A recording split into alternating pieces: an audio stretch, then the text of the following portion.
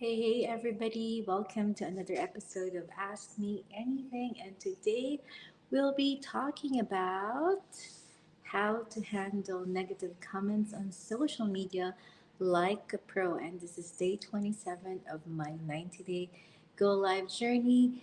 By the way, if this is the first time that you're seeing me, I'm Katrina. I'm based here in Toronto, Ontario, Canada.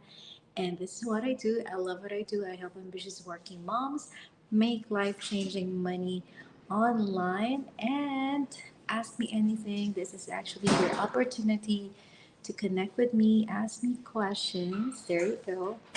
Here we get to talk about business, life, and everything in between. How it works is you can ask me questions live or on the comment section, or you can send me a DM.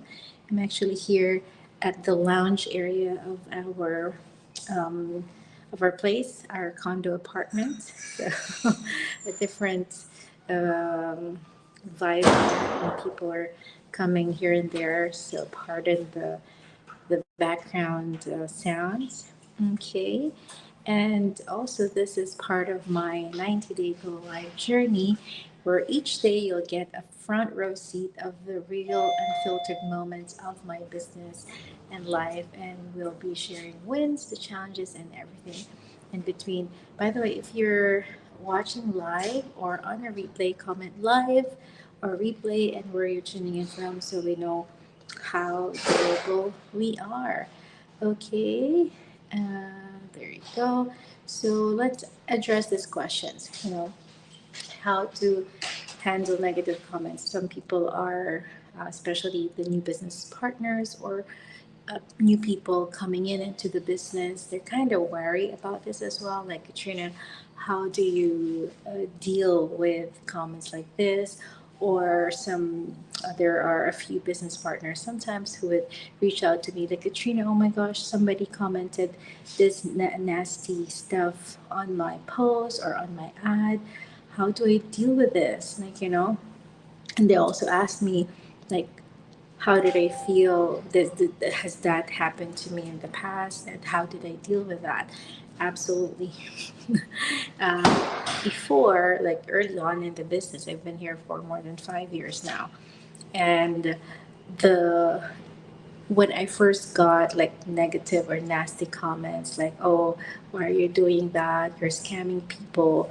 Um, I got hurt, like to the bones. I felt offended and I was so hurt. I really took it personally. Like, I even told my husband, like, why are they commenting stuff like this? Because I'm just doing something for my family. I just want to earn something extra for my family. I know I'm doing something legitimate. I'm not hurting anybody, at least intentionally. Why are they commenting like this? And um, I I absorbed that like for a few days, and it really ruined my mood, like for days. So I've been there. If you ever felt that way, you're not alone. And that's what I would say. One of the cons, if you can call it like that, of working on social media.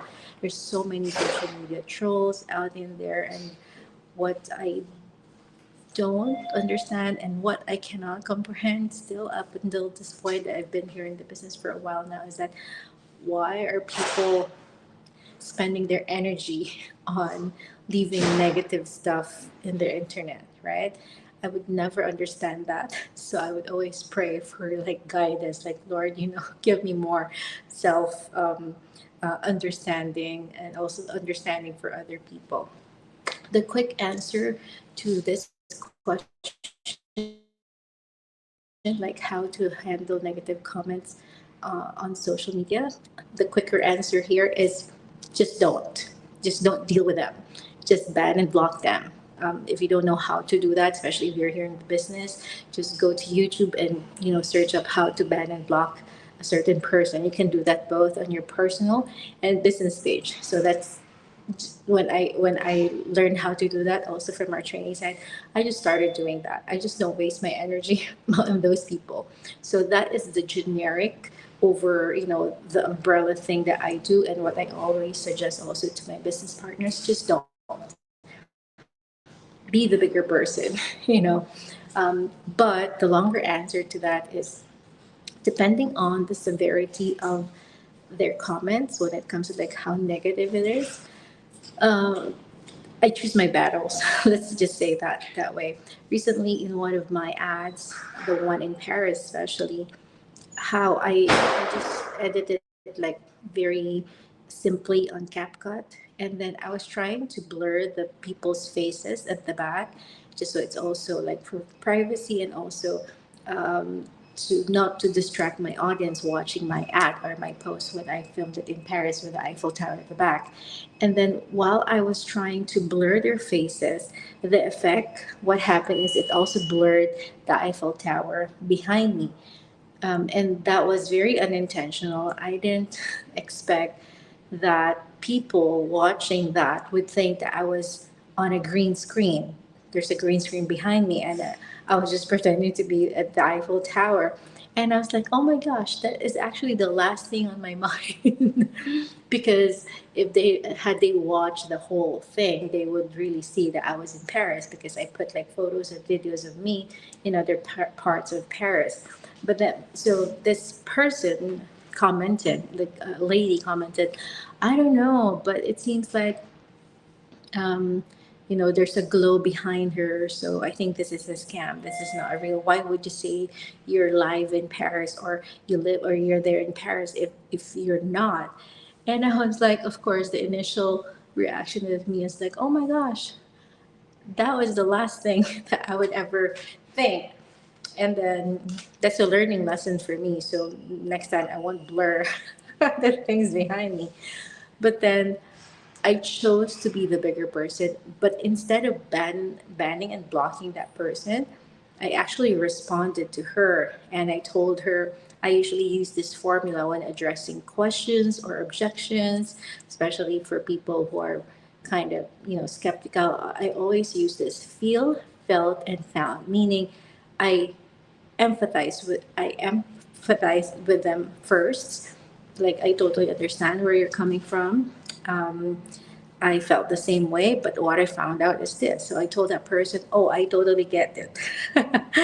I was actually, and I kind of explained, I was actually trying to, blur the people's faces, but it ended up blurring the whole background. So I get what you mean now. I understand where you're coming from, but I believe we haven't seen the whole thing. But I actually put a screenshot of me in that same spot on the comment section, on the reply section, and also a quick video that to show her that I was actually there.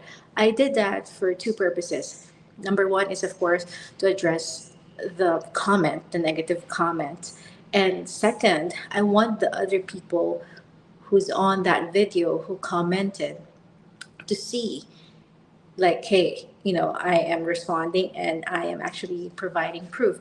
I know I don't need to prove myself to anybody, but I just feel like educating and informing that person and also the other audience. So, but still, I did it in a, we can say, um, a proper way, if you can say. So I chose the to be the bigger person, and I try to understand, like, and also most of the time, think about this: the person who is lashing out at you, like putting negative things, nasty comments. Um, think of it like this: that they're actually living a life filled with fear and pain. So be the bigger person and don't add to that, even if you're justified in doing so, even if you feel like, oh my gosh, how can this person do this? Right? So be the bigger person. And it always works for me. Like, saying a little prayer, like, oh my gosh, Lord, bless this person. He or she must be in pain, and give me also the more self control, not to add to the fire, kind of thing. So, and it always helps. And then I just ban and block. And also remember this, the people, the good people out there, um, won't be busy lashing out negative comments because they have better things to do. So just think of it like that. So these negative people, you wouldn't want to work with them anyway. And if whatever opportunity that you're sharing, for example, the online opportunity that I'm sharing online, if it doesn't resonate with them, I would just actually say, oh, sorry.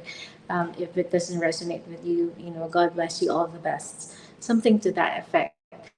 You wouldn't want to work with them anyway because, you wouldn't want to work with the negative Nancy's, right? And that is what's one of the beautiful things as well with doing online business like this and doing attraction marketing, because you attract your own tribe with your vibe. So and you repel the people who doesn't resonate with you, which is great. That means you wouldn't want to, you don't like working with them anyway, right? So it's kind of, it filters out the people who are best candidate to work with you, and those people who want to be helped and be helped in return, that you can help as well, right? So I hope that helps. So don't take it personally. Be the bigger person. Pray for more strength in dealing with those people, and pray for them as well, because most of the time they are the ones who are feeling hurt and pained.